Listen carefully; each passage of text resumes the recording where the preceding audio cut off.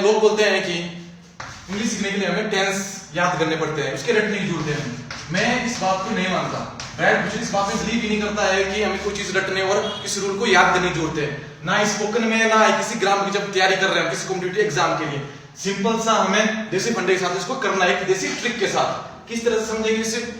हमने पढ़ा है टेंस होते हैं आपके दिमाग में, उसमें ता है, ती है, तू है, ये सारे क्या होते हैं आपके प्रेजेंट इंडेफिनिट के टेंस होते हैं। रा है, रही है क्या आपके प्रेजेंट कंटीन्यूअस के टेंस है। पर इस तरीके से नहीं करने का है। अरे हम किसी स्कूल की तैयारी थोड़ी कर रहे हैं टेस्ट की, जैसे 8th क्लास में पढ़ते 9th क्लास में जैसे हमने रटा हुआ है, इस तरीके से नहीं करना है स्पोकन में। चाहे हम स्पोकन की बात करूं, इस स्पोकन के साथ आपकी ग्रामर भी परफेक्ट होगी, ये इसकी गारंटी सियोरिटी मैं लेता हूं। जैसे मैं लेता हूं यहां पर कोई भी टेंस ले लिया, जैसे मैंने लिया प्रेजेंट इंडेफिनिट, उसके रूल होता है आपका ता है, ती है, इसकी पहचान है, वो आपके प्रेजेंट इंडेफिनिट के होते हैं। पर इस तरह से नहीं करना है इसको। अगर जब हम स्पोकन में बात कर रहे हैं किस तरह से करेंगे, जितने भी आपके हैबिट्स वाले वाक्य होते हैं वो सारे आपके, जितने भी आपके हैबिट और आदत वाले वाक्य होते हैं वो सारे होते हैं आपके प्रेजेंट इंडेफिनिट के। अब ये आदत क्या होती है? आदत होती है जो काम हम एक से ज्यादा बार कर रहे हैं वो क्या होती है हमारी आदत होती है। जैसे मैं खाना खाता हूं, मैं खाना रोज खाता हूं, मैं नहाता हूं, I take bath, I go to morning bath, ये सारे क्या आपके आदत वाले वाक्य हैं। जो काम हम डेली कर रहे हैं वो क्या हो गया भाई? आदत वाले वाक्य हो गए। जो आपके प्रेजेंट इंडेफिनिट होते हैं वो सारे आपके आदत वाले वाक्य होते हैं, और जो डेली जो हम काम करते हैं वो सारे हमारे आदत वाले वाक्यों में आते हैं। जैसे मैं काम करता हूं, मैं खाना खाता हूं, मैं सोता हूं, मैं पीता हूं, मैं धोता हूं, मैं रोता हूं, ये सारे क्या आपके आदत वाले वाक्य हैं। अब इसको किस तरह से करेंगे? जैसे बोलता हूं मैं स्कूल जाता हूं, स्कूल जाता हूं। अब लोग बोलते हैं कि आप हिंदी को इंग्लिश ट्रांसलेट करेंगे तो आप कभी भी इंग्लिश नहीं सीख पाओगे। पर मेरा ये मानना है कि अगर मान लो मेरे जैसा कोई देसी बंदा है, मेरे गांव का विलेज का कोई लड़का है, उसको इंग्लिश का बिल्कुल भी नॉलेज नहीं है, वो किस तरह से इंग्लिश बोलेगा? उसको तो कोई नॉलेज ही नहीं है, ना कोई एनवायरमेंट है, ना कभी उसने बात की इंग्लिश में, वो कैसे समझेगा इंग्लिश में? उसको तो पहले बेसिक पता होना चाहिए ना कि स्कूल जाता है मतलब उसको क्या कंसेप्ट है, पहले इंग्लिश में कैसे करें बोलूंगा मैं उसको। सिंपल सा फंडा है, जितने भी आपके आदत वाले वाक्य होंगे वो सारे आपके इंडेफिनिट में आएंगे। अब इसको स्पोकन में कैसे यूज करना है? जैसे मैं बोलता हूं मैं स्कूल जाता हूं, जितने भी आपके आदत वाले वाक्य होते हैं उसमें कभी भी हम हेल्पिंग वर्ब का यूज नहीं करने का है। जैसे हेल्पिंग वर्ब क्या होते हैं आपके? इज हो गया, एम हो गया, आर, हैव, हैज, इस टाइप के सारे हेल्पिंग वर्ब हो गए।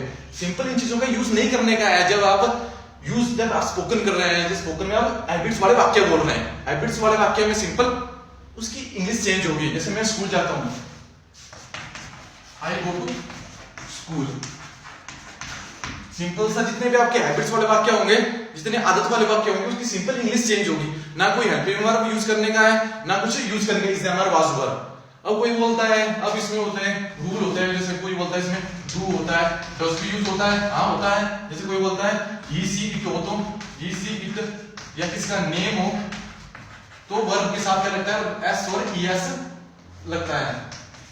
पर मैं नहीं समझता स्पोकन के लिए को भी याद करने की जरूरत है। यहाँ देखो क्या धंधा है, जैसे आपकी हिंदी होती है ना, हिंदी में क्या होता है? क्या होता है, क्या होता है, क्वेश्चन दिखाने के लिए होता है। सिंपल वैसा यूज यहाँ पे होता है डू डज का। जैसे मैं बोल रहा हूँ किसी उसकी आदत के बारे में पूछूंगा, कैसे पूछूंगा उसको? मैं बोल रहा हूँ आदत बता रहा हूँ मैं अपनी, जैसे मैं खाना खाता हूँ, मैं सोता हूँ, मैं रोता हूँ, मैं धोता हूँ, मैं अपनी आदत बता रहा हूँ। ऐसे जैसे मैं कपड़े धोता हूँ, मैं घर के काम करता हूँ, अपनी आदतें बता रहा हूँ। जैसे मैं अगले बंदे से मतलब किसी दूसरे बंदे से मैंने कुछ पूछना है उसकी आदत के बारे में, तो कैसे पूछूंगा? कुछ तो डिफरेंशिएट होना चाहिए ना, तब यूज करते हैं डू डज का। जैसे हिंदी में होता है क्या पहले यूज होता है, वैसे इसमें क्वेश्चंस वाले वाक्यों में डू डज पहले यूज होता है। इंग्लिश में जब हम हैबिट्स की बात कर रहे हैं, जब कोई भी हम क्वेश्चन पूछेंगे किसी से इंग्लिश में, तो हेल्पिंग वर्ब पहले यूज होता है, डू डज का यूज होता है। बट किसी को एक कंसेप्ट भी नहीं पता लग रहा है कि डू डज का यूज कैसे करना है। कोई बात नहीं, चलेगा, नहीं भी आ रहा तो एक सिंपल फंडे से समझेंगे इसे। मेन चीज होती है आपकी इंग्लिश में, इसकी भी कोई जरूरत नहीं है आपकी क्वेश्चंस और नहीं बड़े वाक्य। ये तो पता लग गया ना कि जो आदत वाले वाक्य होंगे सिंपल उसकी इंग्लिश बनेगी। जो भी आपका वाक्य होगा, जो भी बंदा मेरे से कोई क्वेश्चन पूछेगा उससे मेरे को पता लग जाएगा कि बंदा मेरे से किस फॉर्म में क्वेश्चन पूछ रहा है। मेरे पास्ट के बारे में पूछ रहा है, मेरे फ्यूचर के बारे में पूछ रहा है, या मेरे बारे में पूछ रहा है, या मेरी आदत के बारे में पूछ रहा है। जिसमें कोई भी हेल्पिंग वर्ब नहीं लगा वो हो गया आपका मतलब बंदा मेरी हैबिट्स के बारे में पूछ रहा है। अब मैंने पता कैसे लगाना कि बंदा मेरे से कुछ क्वेश्चन पूछ रहा है या नहीं, मैं कुछ जवाब दे रहा है मेरी हैबिट्स में, कैसे लगाना इसका पता? डूडल्स का फंडा नहीं लगा पता, कोई बात नहीं। अगर जो नए हैं, जो मतलब उनको नॉलेज कुछ भी नहीं है इंग्लिश का, सिंपल सा इंग्लिश में याद रखना, इंग्लिश में होती है वर्ब की first form, second form, will और शैल। अगर आपको शैल भी नहीं है पता चलेगा, कोई गल नहीं। First form, second form will. जब भी कोई बंदा कुछ बोल रहा है इंग्लिश में, जब कुछ इंग्लिश में बोलना है तो हमने प्रेजेंट में तो यूज होगी वर्ब फर्स्ट फॉर्म।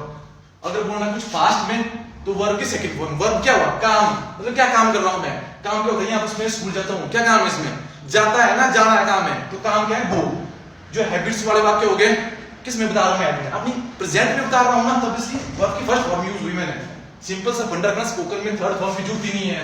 जब हम स्पोकन में कर रहे हैं इतनी जरूरत नहीं है, फार्मूलों में पढ़ने की जरूरत ही नहीं है। First form, second form, will. First form present के काम शो करने के लिए, सेकंड फॉर्म पास्ट का काम, और विल आपका फ्यूचर काम दिखाने के लिए, मेरे कल का काम दिखाने के लिए। और दूसरी इंपॉर्टेंट चीज होती है आपकी स्पोकन में, एक पहली चीज होगी कि first form, second form, will. Second चीज होती है आपकी एक्सप्रेशन। अगर मैंने डू डज बोला था, जैसे डू डज के बिना भी हम क्या क्वेश्चन पूछ सकते हैं? यस सर, पूछ सकते हैं। क्या डू डज को पहले यूज करके या किसी भी हेल्पिंग वर्ब को पहले यूज करके करने के बिना भी हम क्वेश्चन पूछ सकते हैं। पर कैसे वो पूछ सकते हैं हम? इससे एक्सप्रेशंस होना चाहिए। जैसे मैं बोलता हूं do you go to school, अगर मैंने एक्सप्रेशन के साथ बोला, कैसे बोलूंगा इसको? यू गो टू स्कूल, इसका मतलब कि मैं क्वेश्चन पूछ रहा हूं उस बंदे से।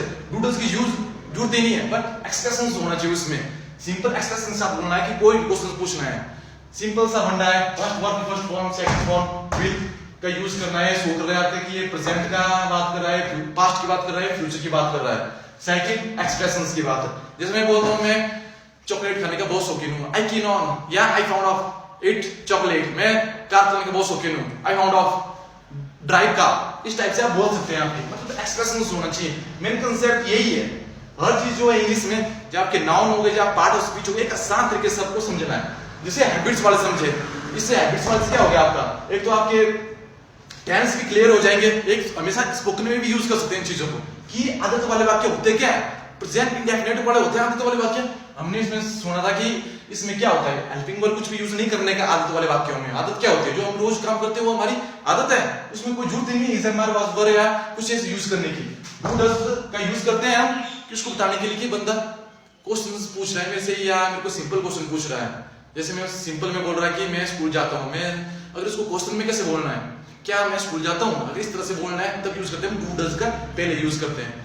और मैंने आपको यह भी बता दिया कि अगर डू डज का भी फंडा समझ नहीं आ रहा है, विल शैल इसका भी कुछ फंडा समझ नहीं आ रहा है, अगर क्वेश्चन पूछना है मैंने कैसे पूछूंगा? बट एक्सप्रेशन होना चाहिए। फर्स्ट स्टेज यही है। अब कोई बोलेगा इसमें होते हैं और होते हैं, सी किसी के साथ लगता है आपका इट हो गया, किसी नेम हो गया, नेम हो गया, तो वर्ब की फर्स्ट फॉर्म से गया एस ओ टी एस लगता है और इसे लगता है। पर स्टार्टिंग में जरूरत नहीं है सारी सीखने की। मेन चीज है आपके जो माइंड है उसको ये समझ आना चाहिए कि हाँ की सारी चीजें आसान होती हैं। अगर शुरू में सब कुछ डिफिकल्ट बढ़ा दिया तो फिर माइंड भी आस छोड़ देता है कि यार मेरे से हो नहीं पा रहा है, तो कैसे कर पाऊंगा इंग्लिश। अगर कठिन बोलोगे तो हमेशा कठिन होगा। एक आसान तरीके से समझना है, एक कंसेप्ट खुद में खुद क्लियर हो गए। एस और यस के सारे कंसेप्ट, ग्रामर रूल खुद ही कंसेप्ट क्लियर हो गए। पर एक बार बेसिक पता होना चाहिए कि क्या फंडा है इसका करने का। सिंपल इसी तरह से आपके वोकैबुलरी हो गया, आपकी कैसे भी हो गया, सिंपल फंडे से उसको भी करना है आपने। वो सारी ट्रिक्स आपको यहाँ बताई जाएगी। अगले पार्ट में आपको लेकर आऊंगा कि किस तरह से आपके जो नाउन्स हो गया, पार्ट ऑफ स्पीच हो गया, या अगले जो टेंस होते हैं उसको किस तरह से यूज करना है। एक डेमो दूंगा इसका भी और देखते हैं अगले वीडियो में।